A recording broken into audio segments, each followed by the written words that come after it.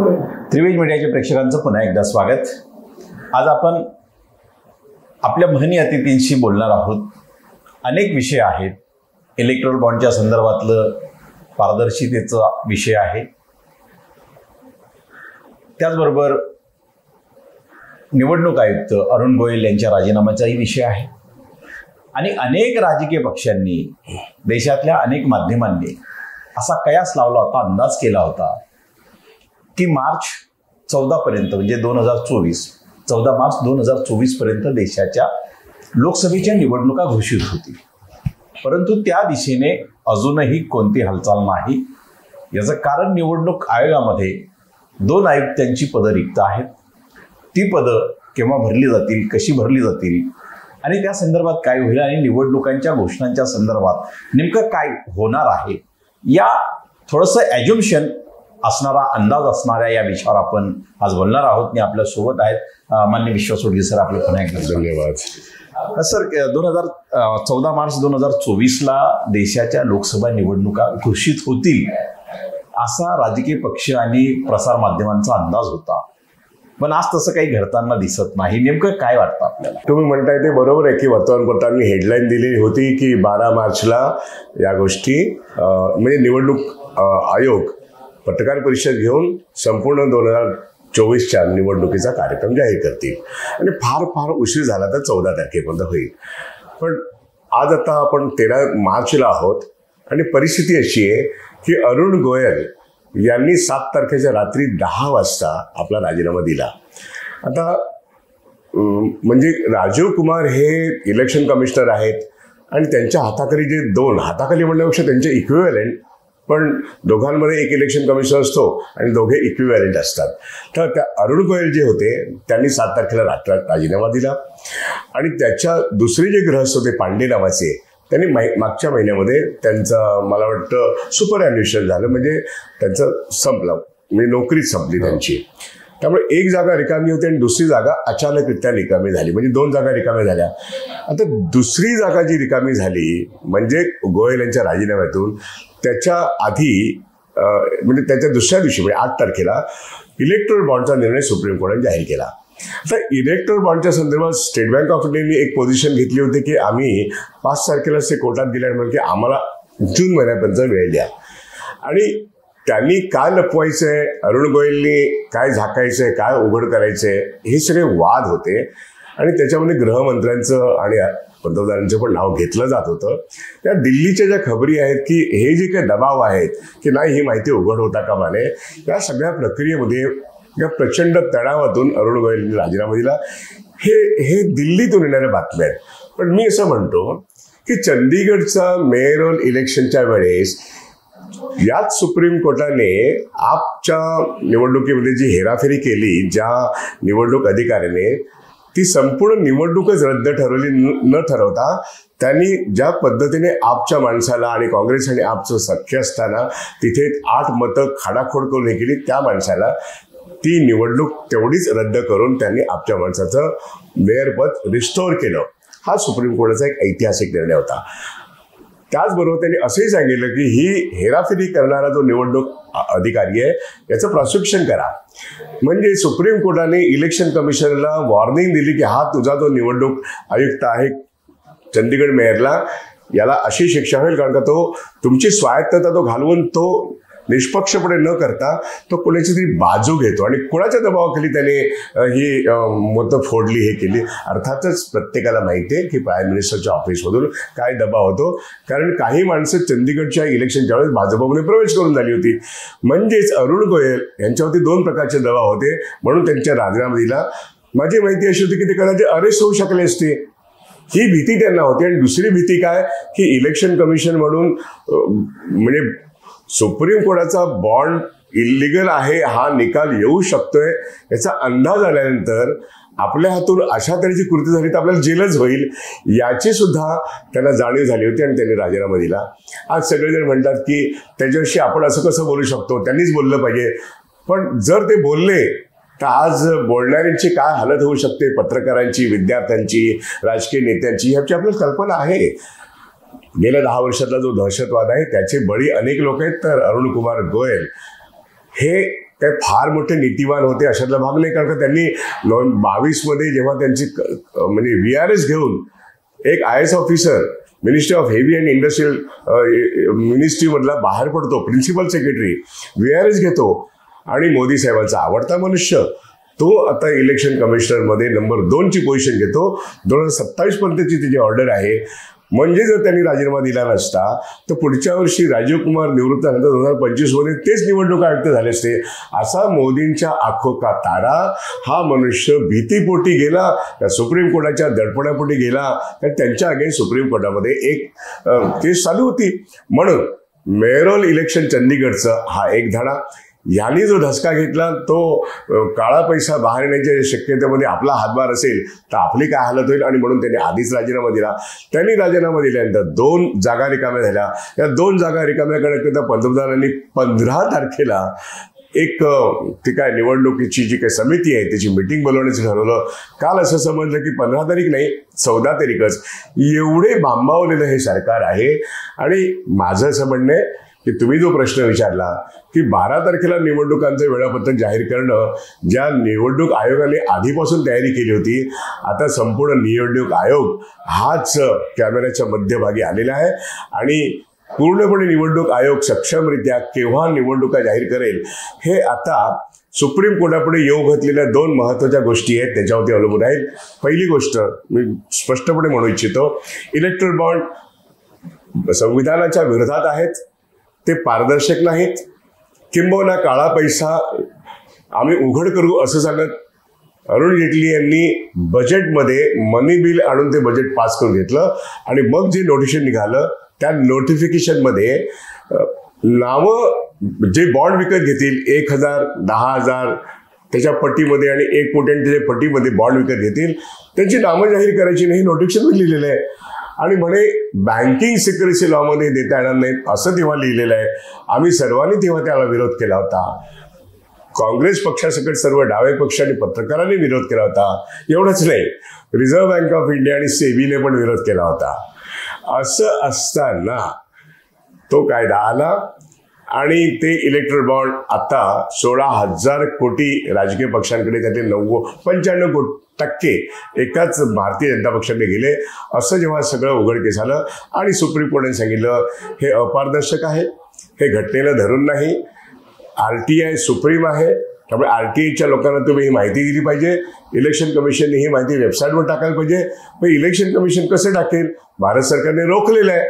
State bank of India म्हणते मी देणार नाही असं न म्हणता जूनपर्यंतचा वेळ मागितला आणि तो वेळ त्याला न देता 24 तासाच्या आत जसं आहे तसंच हरीश सावंतला सांगण्यात आलं की तुम्ही जा. आणि 11 तारखेला त्याला सांगण्यात आलं. 12 तारखेला रात्री 8 वाजता सुप्रीम कोर्टाच्या रजिस्ट्रारकडे ही सगळी माहिती डिजिटल फॉर्ममध्ये आणि जे काही फॉर्म्स असतील त्या फॉर्ममध्ये त्यांनी दिलेली आहे. ती दिल्यानंतर पुढचे प्रश्न निर्माण झालेले आहेत आणि त्याच्याकडे आपण वळूया. पण 2 निवडणूक आयुक्त अजून नेमले गेलेले नाहीत.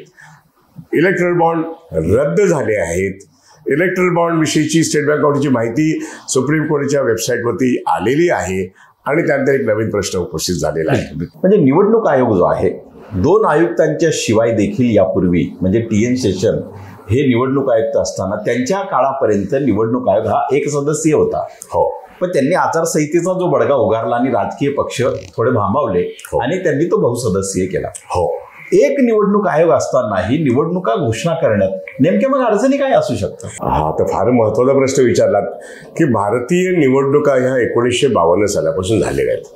संविधानातून निर्माण झालेल्या स्वायत्त संस्था आपण जाणतो की आपण एक सुप्रीम कोर्ट आहे, निवडणूक आयोग एक आहे आणि अशा अनेक रेग्युलेटिंग बॉडीज आहेत ज्या स्वायत्त आहेत, त्या कायद्यान्वये निर्माण झालेल्या आहेत. त्यात सेबी आहे, RBI तर फार आधीपासूनच आहे, परंतु IRD आहे. अशा 11 नियामक संस्था किंवा रेग्युलेटिव्ह बॉडीज आहेत. तर त्याच्यामध्ये सुप्रीम कोर्ट आणि निवडणूक आयोगाला खूप महत्व आहे. निवडणूक आयोगाचे अधिकार हे ज्युडिशियल पॉवर्स असतात त्यांच्याकडे. आणि तुम्ही बोललात ते बरोबर आहे की शेषन जर एकटे होते तर आता राजीव कुमार एकटे असताना निवडणुका होऊ शकणार नाहीत का? तर मधल्या काळात खूप काही बदल झालेत. आपण निवडणुका घेतो म्हणजे काय करतो या देशामध्ये, तर पीपल्स रिप्रेझेंटेशन ऍक्ट जो भारत सरकारने संसदेने पास केलेला आहे तो संविधानावर आधारित आहे. त्यामुळे जनतेकडे जाताना निष्पक्ष पद्धतीने निवडणूक आयोगाने काम करावं, तर त्याची नेमणूक करताना एका विशिष्ट पद्धतीने नेमणूक संसद आणि राष्ट्रपती करत असते. या ठिकाणी आत्ता निवडणूक आयुक्त जे निवडले गेलेले आहेत ते हे सुद्धा ज्याला म्हणतात प्रक्रियेत, त्या निवडणूक प्रक्रियेच्या घेऱ्यामध्ये आहेत. त्यांची मुदत संपेल 2025 मध्ये. आता त्यांची मुदत संपण्यापूर्वी एक प्रश्न सुप्रीम कोर्टानेच असं लावलेला होता की सेशन नंतर आत्तापर्यंत नाही म्हटलं तरी गेली 20 वर्ष, 30 वर्ष असं आपण म्हणू जवळजवळ, त्याच्यामध्ये एकाच्या ऐवजी 2 असिस्टंट असतील, पण ते इक्वल दर्जाचे आहेत बरं का. जरी चीफ इलेक्शन कमिशनर असले तरी त्यांच्या बरोबरीने काम करणारे त्यांचा दर्जा एकच असतो. आता त्यांची निवृत्ती झाली. आता ज्यांची अपॉइंटमेंट अरुण गोयलची अशी अचानक झाली, ते IAS ऑफिसर होते. त्यांना त्यांच्या सेवासरशी म्हणजे रिटायरमेंट होता होता त्यांना 24 तासात ऑर्डर काढली प्रेसिडेंट ऑफ इंडियाने, आणि त्यांचा राजीनामा सुद्धा 24 तास नव्हे 2 तासात एक्सेप्ट झाला. हे सगळं इलेक्ट्रिफाईंग गतीने चालतं, कारण मोदी साहेब आहेत मागे. असा मुद्दा असताना तुम्ही जे म्हणता की सेशन एकटे होते, मग एकटे राजकुमार करू शकत नाहीत का? तर माझं म्हणणं घटनात्मक दृष्ट्या होय, पण पीपल्स लिबरेशन ऍक्टमध्ये वेळोवेळी पार्लमेंटकडे हे जावं लागतं, विरोधी पक्षांपुढे संसदेमध्ये मांडावं लागतं, आणि सेशनच्या नंतरच्या ज्या यंत्रणा आहेत त्या सर्व ठिकाणी अशी निवडणूक समिती तिघांची असावे हे लोकसभेने ठरवलेलं आहे, राज्यसभेमध्ये चर्चा झालेली आहे, आणि म्हणून निवडणूक आयोग हा तिघांचा असेल हे ठरलेला आहे. पीपल्स रिप्रेझेंटेशन ऍक्ट प्रमाणे निवडणुका कंडक्ट केल्या जातात, त्या निष्पक्ष असाव्यात. भारतामध्ये 3,500 राजकीय पक्षांची नोंदणी आहे, आणि संपूर्ण भारतभर आता हे 2-2, 2.5 महिन्याचा कार्यक्रम लावतात, आणि EVM सारख्या मशीनचा प्रश्न निर्माण होतो, आणि ही खूप कठीण गोष्ट आहे भारतासारख्या खंडप्राय देशामध्ये. त्यामुळे आहे ती जरी घटनेमध्ये पूर्वी 1 होता, आता 3 आहेत, तर 3 जे आहेत त्यांना घेऊनच पुढे जावं लागेल. जर एकावर करण्यात आलं तर कदाचित एक मोठा कॉन्स्टिट्युशनल क्राइसिस निर्माण होऊ शकतो, पुन्हा प्रश्न सुप्रीम कोर्टात जाऊ शकतो. म्हणून आता त्यांनी लोकसभेतून जो कायदा पास झालेला आहे त्या कायद्याप्रमाणे पंतप्रधान, विरोधी पक्षाचा नेता आणि एक कॅबिनेट मिनिस्टर ही निवडणूक समिती आहे. ही केव्हा निर्माण झाली? त्यापूर्वी दिल्लीच्या संदर्भात जो एक निर्णय होता त्या ठिकाणी एक चंद्रचूड यांच्यापुढे जे प्रकरण आलं होतं, त्यांनी सांगितलं की कायदा जोपर्यंत नाही तोपर्यंत निवडणूक आयुक्त नेमताना कोणताही पंतप्रधान असले पाहिजेत, विरोधी पक्ष नेता असला पाहिजेत, आणि चीफ जस्टिस ऑफ इंडिया यांची समावेश करावा, आणि तोपर्यंत आम्ही हे करू. म्हणून तो कायदा त्यांनी बदलला, आणि कायदा बदलताना चीफ जस्टिस यांची जी सूचना होती, खरं म्हणजे ती ऑर्डर होती, त्यांनाच त्यांनी वगळलं आणि एका कॅबिनेट मिनिस्टरला त्याच्यामध्ये आणलं. म्हणजे कॅबिनेट मिनिस्टर आणि पंतप्रधान एका पदाचे, विरोधी पक्ष दुसऱ्या पदाचा, म्हणजे 2 विरुद्ध 1. म्हणजे निवडणूक आयुक्त जो कोणी येईल तो पंतप्रधानांचंच ऐकेल, म्हणजे निष्पक्ष निवडणुका होणार नाही. मी असं म्हणतोय आता की 15 तारखेला पंतप्रधान मोदी ही या समितीची बैठक घेणार होते, और त्यांनी 14 तारखेला केलेलं आहे, आणि या प्रश्नावरती सुप्रीम कोर्टामध्ये ऑलरेडी या कायद्याला आव्हान देणारी याचिका आहे, CAA ला आव्हान देणारी याचिका आहे. इलेक्ट्रल बॉन्ड आल्यानंतर लोकांचं लक्ष दुसरीकडे जावं म्हणून CAA चा प्रश्न आणण्यात आला. CAA तर 2019 मध्येच कायदा पास झालाय, पण नोटिफिकेशन आता निघालं. म्हणजे निवडणुकांचं पोलरायझेशन मतांचं होण्याकरता म्हणून हिंदू मुस्लिम करणं सोपं झालं, म्हणून CAA चा मुद्दा आला, NRC चा मुद्दा आला, लोकांनी तिकडे लक्ष घालावं, आणि म्हणून तिथे आसाममध्ये आंदोलन पण चालू झाली. पण इथे कोर्टामध्ये हे प्रत्यक्ष प्रश्न आल्यानंतर मनमोहन म्हणजे मोदी साहेबांचे हात मला वाटतं बांधले जातील. एक तर इलेक्ट्रॉन बॉन्ड मधून जो काळा पैसा कॉर्पोरेट्सनी मोदी साहेबांच्या पक्षाला दिलेला आहे आणि मोदींना पण दिला असेल, ह्या सगळ्या गोष्टी आता स्टेट बँक ऑफ इंडियाने सगळीच माहिती 16,000 कोटी तर दिलेले हे तर नक्कीच आहे, पण ती माहिती कोणाला किती दिली हे आल्यानंतर त्यातला जगभरचा काळा पैसा जसा येईल तेव्हा भारतीय जनता पक्ष आणि मोदी यांनी कुठून काळा पैसा जमा केलाय याची जेव्हा हजारोची प्रकरणं बाहेर येतील तेव्हा एक सिच्युएशन निर्माण होईल की हे सरकार बोलतं एक की काळा पैसा खडून निघायच्या ऐवजी काळा पैशाची भगदाड निर्माण करण्यामध्ये 10 वर्षाच्या सरकारने काम केले. नोटबंदी नोटबंदीनंतर GST तिथे पण तेच, आणि 335 कोटी रुपये त्यांनी केवळ खंडन म्हणून गोळा केले काही कॉर्पोरेट्सकडून, हे सुद्धा आता सिद्ध झालेलं आहे.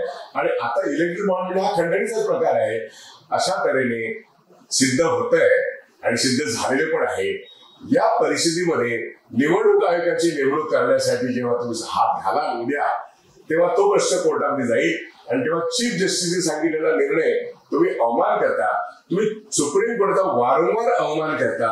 तर वारंवार अवमान करणाऱ्याला स्टेट बँक ऑफ इंडियाच्या माणसाला सांगण्यात आलं, चेअरमनला, की तू आला नाहीस, तुझ्या डेप्युटी चेअरमनला पाठवलंस, पण जर तुम्ही माहिती दिली नाहीस तर then you will invoke the, ज्याला म्हणतो आपण अवमान याचिका, त्याची आम्ही कारवाई सुरू करू. त्यामुळे लोकांचे धावं दणाणलेलं आहे. IAS आणि IPS ऑफिसर्स, बँकांचे चेअरमन आणि रिझर्व्ह बँक ऑफ इंडियाचे वरिष्ठ आणि जे पण स्वायत्त संस्था आहेत, त्या सर्वांनी जिथे ज्यांनी कोणी बदमाशी केली असेल त्यांना आता कापरं भरलं असेल, धडकी भरली असेल की सगळ्याच मॅटर्स आता सुप्रीम कोर्ट लाईनीने ऐकणार आहे. किंबहुना पंतप्रधानांनी उद्या नेमणूक करणाऱ्या 2 माणसांची सुद्धा नॉकआउट सिच्युएशन येऊ शकते सुप्रीम कोर्टामध्ये. अशी आता सुप्रीम कोर्टामध्ये परिस्थिती आहे. म्हणून तुम्ही जो विचारला प्रश्न की शेषन एकटे होते, आता एक आहेत शिल्लक, तर ते निवडणुका घेऊ शकतील की नाही, तर माझं म्हणणं त्याला सुद्धा आव्हान देण्यात येईल. पण आता 14 तारखेला मोदी निर्णय घेणारच आहेत ना, ते घेतल्यानंतर जो एक मोठाच प्रश्न निर्माण होईल, त्यातून आज 12 तारीख आहे, आज 13 तारीख आहे, 20 तारखेपर्यंत या प्रश्नाचा रोज जरी सुप्रीम कोर्टाने हिअरिंग घेतलं तरी तो निकाल लागेल किंवा नाही, अशी मला स्वतःला धास्ती वाटते. कारण लाईनीच सुप्रीम कोर्टामध्ये इलेक्ट्रल बॉन्डचे पण प्रश्न येतील, त्याशिवाय CAचे प्रश्न येतील आणि अरुण गोयल का गेले ते प्रश्न येतील, आणि कोणाची नेमणूक करताना कोणता एक असंवैधानिक कायदा तुम्ही पास केलाय, तो कायदा बरोबर का चूक, जसा इलेक्ट्रल बॉन्ड चुकीचा आहे, तर भाजप सरकारची प्रचंड नाचक्की होईल. आणि इलेक्शन जाहीर करणं ही जवळजवळ 20 तारखेपर्यंत, मी 20 तारीख एवढ्यासाठीच म्हणतो की सुप्रीम कोर्ट रोज हिअरिंग घेऊ शकतं आणि निर्णय करू शकतं. पण एक अस्थिरता निर्माण झालेली आहे, हे मात्र ह्याच्यातून दिसतं. निवडणूक आयोगाच्या संदर्भातला जो कायदा आहे, म्हणजे सुप्रीम कोर्टने, सर्वोच्च न्यायालयाने सांगितलं की पंतप्रधान, विरोधी पक्षनेता आणि CJI या तिघांना घेऊन बनवावं. परंतु जेव्हा कायदा आला, लोकसभेमध्ये मोदी सरकारचं किंवा भारतीय जनता पक्षाच्या सरकारचं बहुमत होतं, पण राज्यसभेमध्ये ते नव्हतं. मग राज्यसभेमध्ये जे विरोधातले जे पक्ष होते ते या कायद्याच्या बाजूने केले, जो बनला.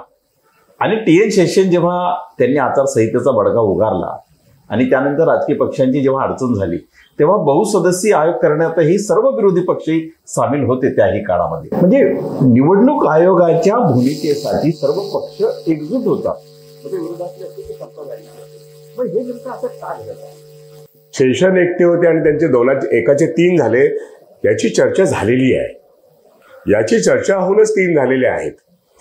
त्यामुळे आणि त्यांनी त्या तिघांमध्ये सुद्धा मतभेद जे आलेत ते सुद्धा प्रकटपणे दिसलेले आहेत. काहींनी तर राजीनामा दिला आहे की आम्हाला मत पटत नाही म्हणून. लवासा यांचं मत असं होतं आणि मोदी सरकारच्या सुरुवातीच्या कालखंडात त्यांनी आपली मतभिन्नता दाखवली आहे. म्हणजे निष्पक्ष पद्धतीने निवडणूक आयोग काम करू शकतो, हे जसं शेषनने सिद्ध केलं तसं लवासाने पण सिद्ध केलेलं आहे. असे पुष्कळ लोक आहेत. कुरेशी साहेब होते, त्यांनी सिद्ध केलेलं आहे. त्यामुळे आता काय होतंय गेल्या 10 वर्षामध्ये की इलेक्शन कमिशनकडे इलेक्शन विषयी तक्रारी जेवढ्या येतात ते बघतच नाहीत. मग जातीय तेढ निर्माण करणं, धार्मिक तेढ निर्माण करणं किंवा इलेक्शन अनफेअर होणं, EVM मशीन्सच्या संदर्भातले प्रश्न, इलेक्शन कमिशन कोणालाही तक्रारी, सरकारच्या विरोधात तक्रारी हाताळतच नाहीये. विशेष करून मोदी, अमित शहा कितीतरी जातीयता पसरवणारे, मतभेद पसरवणाऱ्या गोष्टी करतात. आणि महाराष्ट्रातले सुद्धा गल्लीबोळातले नेते आणि शर्मासारखा जो आसामचा मुख्यमंत्री अत्यंत वाईट पद्धतीने मांडणी करतात. कुठे इलेक्शन कमिशन हात घालतं? हेगडे नावाचे एक गृहस्थ आहेत भाजपचे, जे आहेत अनंत हेगडे, त्यांनी मनुस्मृती सारखा संविधानामध्ये बदल घडला पाहिजे, पण संविधान बदलायचं असेल तर 3/4 लोक असले पाहिजेत, अशा तऱ्हेची वक्तव्य केली. याला निवडणूक आयोगाने किंवा सरकारने फटकारलं पाहिजे होतं, पण नाही, हे त्यांचं व्यक्तिगत मत आहे म्हणून सोडून देतात. म्हणजे हे एकाकडून वधवून घेतात जे त्यांना खरं वधवायचं असतं. अशा सगळ्या गोष्टी या देशात घडत असताना सगळी निवडणूक आयुक्तांनी सगळी व्हायोलेशन्स या देशाच्या सरकारच्या प्रमुखांनी केलेली खपवून घेतलेली आहेत आणि विरोधकांना मात्र ते बारीक सारीक गोष्टीवरती हैराण करतात. मी आणखीन पुढे जाऊन सांगेन या गेल्या 10 वर्षात काय घडलंय की एका लोकसभेच्या निवडणुकीसाठी 90 लाखाचा खर्च असतो. तुम्ही मला सांगा 16,000 कोटीचे बॉन्ड्समध्ये वर्षाकडे 1,000 कोटी बॉन्ड्स यांच्याकडे आलेले आहेत. म्हणजे 90 लाख म्हणजे आपण काय म्हणू 100 लाख म्हणजे 1 कोटी म्हणजे एका लोकसभेच्या 1 कोटी 548 लोकसभा आहेत म्हणजे 548 कोटी एका पक्षाला खर्च झाला असं म्हणू तर यांनाच 1,000 कोटी मिळालेत ना एका वर्षाला आणि 11,000 कोटी मिळालेत. मग हे तर इलेक्ट्रोल बॉन्ड्स आहेत म्हणजे ह्याचा पैसा इलेक्शनमध्येच खर्च होणार. पण खर्च कुठे होतो? शिवसेना फोडणे, राष्ट्रवादी फोडणे, अकाली दल फोडणे, तुमचा युनायटेड म्हणजे जनता दल यू फोडणे सगळं रोज चालू आहे की. आता काल तिकडे हरियाणामध्ये JJP नावाचा पक्ष फोडण्यात आला. मंत्री खट्टर बदलले, दुसरा मंत्री 24,000 घडला. काय घडलं? JJPचे 10 लोक होते त्यातले 3 लोक इकडे आले BJPकडे. ते कसं होतं? मुख्यमंत्री बदलला भाजपचा, दुसरा मंत्री आला पण त्यांनी विरोधी पक्ष फोडला. तो कोण विरोधी पक्ष होता? ज्याच्यामुळे खट्टर मुख्यमंत्री होऊ शकले गेल्या 4.5 वर्षात. तो पक्ष त्यांनी फोडला. जसं महाराष्ट्रात उद्धव ठाकरेंचा पक्ष फोडला, शरद पवारांचा पक्ष फोडला, तसा हरियाणा ते कशामुळे झालं? पैशामुळे झालं. शेवटी अंतरात्मा म्हणजे काय अशा एका प्रश्नाचं उत्तर काल एकाने दिलं. अंतरात्मा म्हणजे पैसा. तर हा पैसा जो आहे हा कुठून आला? हा इलेक्ट्रॉनिक बॉन्ड्स मधून आला. आणि एका लोकसभेच्या 1 कोटी यायचे 90 लाख म्हणा 1,000 कोटी दरवर्षी येतात म्हणजे 11,000 कोटी आले. मग हा जो पैसा आहे हा मुळातच काळा पैसा आहे. त्या काळ्या पैशाला एक कवच देण्यात आलं कायद्याचं. ते कवच उडालंय आता. म्हणजे मी अनेक वेळा लिहिलंय आणि मी बोललोय की भारतातले भ्रष्टाचार हा इनबिल्ट करप्शन आहे आणि इनबिल्ट करप्शन भांडवलशाहीत असतोच असतो.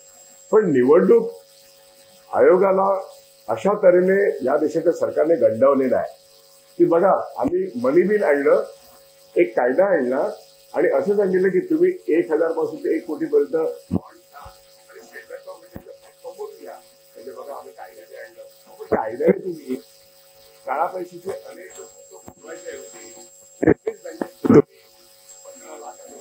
सगळ्यांना असं सांगितलं तर तुम्ही आता state bank of India Swiss bank करून टाकली. एका बाजूला स्विस बँक, स्टेट बँक, दोन्हीकडे काळा पैसा जमा करण्याची यंत्रणा आहे. तुम्ही स्विस बँकेचे पैसे आणू शकता. स्टेट बँकेचे पैसे किती आहेत? तुमचं म्हणजे भांडं फोडलंय आणि हे गुपित आलेलं आहे. आता अदानी अंबानीच्या शेअर कंपन्यांनी किती दिले? कर्नाल पेपर्स आणि पनामा पेपर्स मधल्या चोरांनी किती पैसे दिले या इलेक्ट्रॉनिक बॉन्डमध्ये? देशातले किती आणि विदेशातले किती? हे सगळं बाहेर येईल ना. आता येऊ नये म्हणून अरुण गोयलने पळवाट दाखवली. ते येऊ नये म्हणून आणखी बरेच लोक आता प्रयत्न करतात. आपला तो बार असोसिएशनचा प्रेसिडेंट जो आहे अग्रवाल नावाचा तो कुणाची वकिली करतोय? मोदी साहेबांची वकिली करतोय. शेवटी म्हणजे माहिती आल्यानंतर सुद्धा तो सांगतो देशाच्या अध्यक्षांनी त्याच्यामध्ये हस्तक्षेप करावा आणि थांबावं. मला असं वाटत नाही की देशाचे अध्यक्ष थांबवतील. असं कधी पूर्वी घडलेलं नाहीये. परंतु असे प्रयत्न शेवटपर्यंत होतात. याचा अर्थ मोदी साहेबांच्या आणि अमित शहाच्या गळ्यापर्यंत हे सगळं आलेलं आहे आणि ते गटागळा खातात का बाहेर पडतात हे या देशातला मतदार ओळखेल की भारतीय जनता पक्ष बोलतो एक करतो वेगळं. स्विस बँकेतले 15 लाख तर आलेच नाहीत पण भेसूर बेरोजगारी, भयानक महागाई आणि प्रचंड रोजगार निर्मिती करण्याची आश्वासन देऊन एकही रोजगार निर्माण न करण्याची एक शक्यता त्यांनी निर्माण केली. आणि भारताच्या अर्थव्यवस्थेची अवस्था ही सिलोनच्या अर्थव्यवस्थेत झाली आहे आणि सिलोनचे राज्यकर्ते जसे पळून गेले तसं आता बघायचंय या पुढच्या काळात काय होतं. कारण अशा सर्व शक्यता याही देशात जनता निर्माण करेल आणि सत्ताधाऱ्यांना त्यांना पळण्याची परिस्थिती निर्माण होईल. कारण ही सगळी सुप्रीम कोर्टाने जे निर्णय दिले ते इतके घातक आहेत की काही होऊ शकतं. आपण निवडणूक आयोगावरच चर्चा करतो आहोत. त्या अनुषंगाने देशामध्ये ईव्हीएमच्या संदर्भात आंदोलन मोठ्या प्रमाणात सुरू आहे. म्हणजे देशातल्या सर्वोच्च न्यायालयातल्या वकिलांचंच हे आंदोलन आहे. आणि ते जवळपास देशाच्या सर्वच कानाकोपऱ्यात त्या आंदोलनाचं लोन गेलेलं आहे. आणि देशाच्या जनतेमध्ये म्हणजे सातत्यानं एक प्रश्न उठत राहिला ईव्हीएमच्या विषयी. आज आपल्याला असं वाटतं की निवडणूक आयोग किंवा सर्वोच्च न्यायालय दोघांपैकी कोणीतरी एक यावर निर्णय घेण्याची शक्यता काही वाटते का आपल्याला? ईव्हीएमच्या विरोधामध्ये अनेक केसेस सुप्रीम कोर्टामध्ये आहेत आणि आंदोलन पण होतात, स्वतः वकील मंडळीच करतात आणि त्यांचं म्हणणं बरोबर आहे. आणि सर्वसामान्य लोकांचा ईव्हीएमवरचा विश्वास उडाला आहे. पण मी ईव्हीएम विषयी काही जी माझ्याकडे माहिती ती अशी आहे की भारतीय जनता पक्ष किंवा सत्तेतले लोक यांना चाणक्यपणे कुठल्या क्षेत्रामध्ये ईव्हीएम वापरावा, म्हणजे 5% ते 10% आपल्या विरोधकांच्या विरुद्ध ईव्हीएम वापरला जातो. कुठलंही मशीन हॅक होऊ शकतं, ते ईव्हीएम का नाही होणार? परंतु ह्याचा गैरवापर पूर्वी असा होत नसे. पूर्वी मशीन फोडली जाणं, मतपेट्या पळवणं हे सगळं आपल्याला माहिती आहे. पण ईव्हीएम मध्ये दुपारी 3 नंतर एक रिझल्ट येणं, मी दिलेलं मत एका पक्षाला असेल तर दुसऱ्या पक्षात जाणं, हे जेव्हा लोकांना कळायला लागलं तेव्हा लोकांचा संताप वाढलाय. पण मग त्याच्यावरती सुप्रीम कोर्टामध्ये काय आहे, शेवटी मुद्दा असा आहे, जपानमधून येणारी मशीन्स ती केवळ भारतातच बंगलोरला तयार होतात असं नव्हे, ह्याचं सॉफ्टवेअर जपानचं आहे. मी अशी माहिती ठेवून आहे की जपान भारताशी या प्रश्नावरती असहकार्य करते. ते कदाचित कोणी बोललं नसेल, पण माझ्या माहितीनुसार मला जे कळतं ते मी सांगू इच्छितो की जपान भारताशी असहकार्य करेल अशी आत्ताची या प्रश्नाच्या बाबतीत ते आहे. माझ्याकडे काही जे अर्जदार आहेत पिटिशनर्स, त्यांनी जपानचा आणि त्या व्यक्तीचा करस्पॉन्डन्स मला दाखवलेला आहे, त्यातून मी हे बोलतोय. नंबर 1, त्यामुळे ईव्हीएम मशीन्स चालतील, पण ईव्हीएम मधला व्हीव्हीपॅट जो आहे तो मी मत कुठे दिलं हे काउंट झालं पाहिजे, मला कळलं पाहिजे की मत कुठे, आणि इलेक्शन कमिशनने त्याची व्यवस्था केली पाहिजे की शेवटचा व्हीव्हीपॅटचा जो प्रिंट आउट आहे तो काउंट व्हायला पाहिजे. तर ईव्हीएमची जी भीती आहे ती लोकांच्या मनातून घालवणं हे काम कोणाचं आहे? हे इलेक्शन कमिशनचं आहे. पण ते करत नाहीत. हे काम कोण करू शकतं? Supreme court. सुप्रीम कोर्टामध्ये अशा केसेस आहेत. आणि ईव्हीएम जरी गेलं नाही तरी ईव्हीएमच्या व्हीव्हीपॅट मात्र पूर्णपणे काउंट करण्याची जर ऑर्डर सुप्रीम कोर्टाने काढली तर मात्र भारतीय जनता पक्षाचा त्यांनी आत्तापर्यंत केलेल्या हेराफेरी म्हणजे झाले असतील तर झालं, परंतु आता ह्याच्यापुढे हेराफेरी करता येणार नाही आणि मग त्या ठिकाणी त्यांचा पराभव हा निश्चित होऊ शकतो. शेवटी काय, भारतीय जनता पक्षाकडे ऑन अन ॲव्हरेज 30 ते 35% मतदान होतं. हे सर्वच निवडणुकांमध्ये आहे आणि भारतीय जनता पक्षाच्या विरोधात सगळे लोक जर एकवटले ते जवळजवळ 70% आहेत. इंडिया फॉर्मेशनच्या रूपाने ते उभे आहेत, त्यामुळे त्यांचा विजय हा नक्की आहे. त्यामुळे ईव्हीएम सुप्रीम कोर्ट आधी जी ईव्हीएमची केस आहे ती अशा तऱ्हेने निकाली येऊ शकते अशी एक शक्यता आहे. त्यानंतर इलेक्शन कमिशनर हा संशयास्पद आहे म्हणून त्याच्या नेमणुकीसंदर्भातला कायदा हा पण गोत्यात येऊ शकतो अशी शक्यता आहे. त्यामुळे भाजपचं आणि केंद्र सरकारचं आता ढाबं दणालेलं आहे असं म्हणणं हे आहेच. हरियाणामध्ये पळापळ झालेलीच आहे, लोक विरोधी पक्ष म्हणजे काँग्रेसकडे येत आहेत, गुजरातमध्ये पण येत आहेत, होय राजस्थानमध्ये पण येत आहेत. भारतीय जनता पक्ष याच्यामध्ये एक हडकंप म्हणतात ना हिंदीमध्ये शब्द, तो अधिक योग्य म्हणजे भूकंपच असे होण्याची दाट शक्यता आहे. आणि त्यामुळे आता 400 पार असं म्हणताना यांना आता मतदारांनी तडीपार करावं, नेमकं तेच घडणार आहे अशी मला तरी पूर्णपणे खात्री आहे. आणि म्हणून ईव्हीएमचा प्रश्न सुप्रीम कोर्ट निकाली लावेल. इलेक्शन कमिशनवरती चीफ जस्टिस ऑफ इंडियाला वगळून जी समिती आहे त्याला नॉकआउट करतील, जसा इलेक्ट्रोल बॉन्ड नॉकआउट झालेला आहे. या सर्व शक्यता आता ताबडतोब पुढच्या 10 दिवसात दिसत आहेत. किंबहुना त्या पद्धतीने सुप्रीम कोर्टामध्ये केसेस आलेले आहेत आणि काळा पैशावरच हा भारतीय जनता पक्ष एवढा गुरगुर करतोय. तर हे जनतेला जेव्हा कळेल की कोणाचा किती काळा पैसा भारतीय जनता पक्षाकडे आलाय आणि ते कोणाकडे गेलाय हे जर कळलं तर एकही भारतीय जनता पक्षाचा मनुष्य आपल्या गावात फिरू शकणार नाही. अशा तऱ्हेची परिस्थिती पुढच्या नजीकच्या कालखंडात होईल अशी परिस्थिती आहे. निवडणुका गेल्या काही वर्षांपासून म्हणजे यापूर्वी निवडणुका ज्या झाल्या किंवा होत होत्या 2 किंवा 3 टप्प्यात फार तर हो, आणि निवडणूक मतदान ते मतमोजणी याच्यातलं अंतर अवघड 4 ते 5 दिवस असणार, 4 ते 5 दिवस. परंतु गेल्या काही वर्षापासून मतदानाचा जो टप्पा आहे तो 7 ते 8 असा झालेला आहे आणि मतदान ते मतमोजणी याच्यामध्ये महिना अंतर वाढलेलं आहे. तर याचे काही दुष्परिणाम संभवतात का आणि हे काही थांबायची आता तुम्हाला शक्यता वाटते? इलेक्शन कमिशन म्हणजे निवडणूक आयुक्त हे पंतप्रधान मोदींच्या सोयीनुसारच तारखा ठरवतात, कारण तेच पारदर्शक जातात. अमित शहा सुद्धा भारतभर जात नाहीत, नड्डा जात नाहीत, तेच भारतभर जातात. त्यामुळे त्यांच्या त्या सोयीनुसार हे वेळापत्रक ठरतं. आणि म्हणून एकेका राज्यात गॅपले, म्हणजे युपीमध्ये मागच्या वेळेस मला आठवतं 6 का 7 टप्पे होते. जर तमिळनाडूमध्ये तुम्ही एका टप्प्यात घेऊ शकता, ओरिसामध्ये एका टप्प्यात घेऊ शकता, तेलंगणात एका टप्प्यात घेऊ शकतात, तर बिहारमध्ये आणि ह्याच्यामध्ये 3-3, 7-7 टप्पे घेणं हे केवळ मोदींना सोयीचं जावं अशा तारखा त्यांना विचारूनच निवडणूक आयुक्त ठरवतो. आणि म्हणूनच त्यांना चीफ जस्टिस नको आहे निवडणूक आयुक्त, आणि त्यांचीच माणसं त्यांना हवीत. आज निवडणूक आयुक्त. दुसरी गोष्ट, आता तुम्ही सांगा की मी समजा आज कर्नाटकमध्ये आहे आणि मला पंतप्रधान म्हणून मला युपीमध्ये जायचं आहे, तर हे जे इलेक्ट्रॉनिक माध्यम तुमच्या समोर आहे, सगळे चॅनल्स आणि वर्तमानपत्र सुद्धा आणि यूट्यूब, हे तर सायमल्टेनियसली प्रचार करतात. म्हणजे तुम्ही या निवडणूक क्षेत्रामध्ये जर काही बोलायचं नाही आहे, कारण तिथे आचारसंहिता आहे, पण पंतप्रधान कुठेही जातात आणि ते सगळे कॅमेरे तिथे असतात.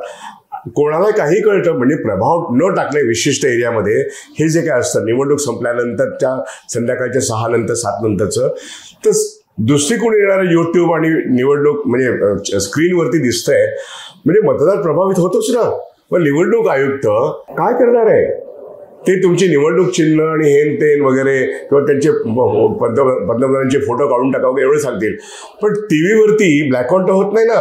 टीव्ही तर दान मोदीचेच फोटो दाखवतो, विरोधकांचे फोटोच दाखवत नाहीत. जसं ते लोकसभेत पण दाखवत नाहीत बोलणाऱ्याचे फोटो, तसं ते निवडणूक चालू असताना पण दाखवत नाहीत. हे निवडणूक आयुक्त दुर्लक्ष करतो जाणीवपूर्वक. त्यांच्या पूर्ण प्रचाराला 24/7 असा तो कॅमेरा त्यांच्या भोवती असतो. आणि निवडणूक आयुक्त हे ठरवतो की कॅमेरा हा सरकारवरतीच राहील, विरोधकांवरती उलटा कॅमेरा राहील, त्यांना कोणतीच संधी मिळणार नाही, मीडिया त्यांच्या विरोधातच असेल आणि त्यांची गर्दी पण दाखवली जाणार नाही, त्यांचा कार्यक्रम पण दाखवले जाणार नाहीत. हे निवडणूक आयुक्त पार्शल आहे, तो इम्पार्शल असला पाहिजे, तो पार्शल आहे. आणि म्हणून हा निवडणूक आयोग म्हणजे बॅलेट पेपरने जरी घेतलं उद्या, तरी आत्ता हे जे टेक्नॉलॉजिकल रेव्होल्युशन जे आहे, माध्यम क्रांती जी झालेली आहे, त्यातून प्रत्येकाला सेकंद ज्या जगात कुठे काय घडलं हे कळतंय. तर मोदींच्या सोयीसाठीच ते वेळापत्रक आहे. म्हणून तुम्ही जे म्हणता की 2-3 आठवड्याचा अवधी ठेवून निवडणुका घेणं हे अत्यंत गैर आहे. ते हल्लीच्या दिवसात बिलकुल बरोबर नाही. आणि मला असं वाटतं की हेही घटना पाहिजे आहे. अजून याच्यावरती कोणी प्रश्न विचारित केला नाही की जर एका राज्यात तुम्ही एका दिवसात करू शकता.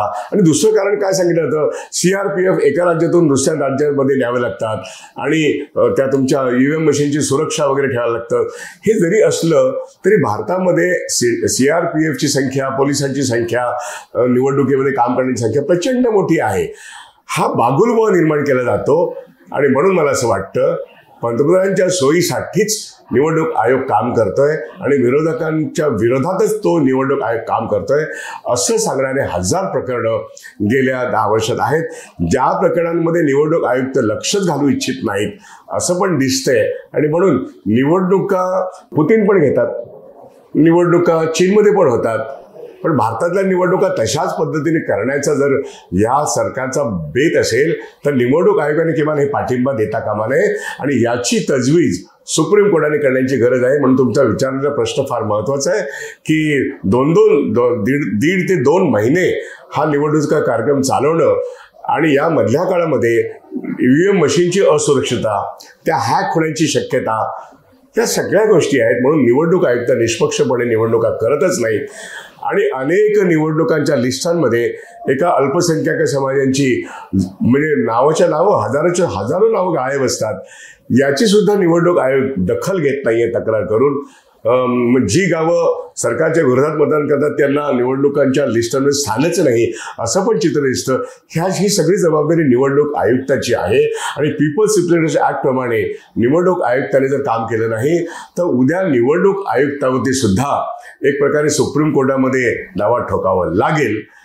आणि मनी लॉन्ड्रिंग गेममध्ये या सरकारमधले जर लोक दोष असतील तर त्यांच्याही वरती दावा ठोकायला लागेल. तर निवडणूक आयुक्त ही स्वायत्त संस्था आहे, ही सरकारची घरगडी नाही आहे. निवडणूक आयोग, निवडणूक आयुक्त आणि निवडणुका या विषयाच्या सभोवती अतिशय परखड आणि स्पष्ट आपली मतं मांडलीत. माननीय विश्वास सुटगे सरांनी आणि त्यांनी त्रिवेज मीडियाला जो वेळ दिला त्याबद्दल आपण त्यांचं मनपूर्वक आभार व्यक्त करूया. धन्यवाद.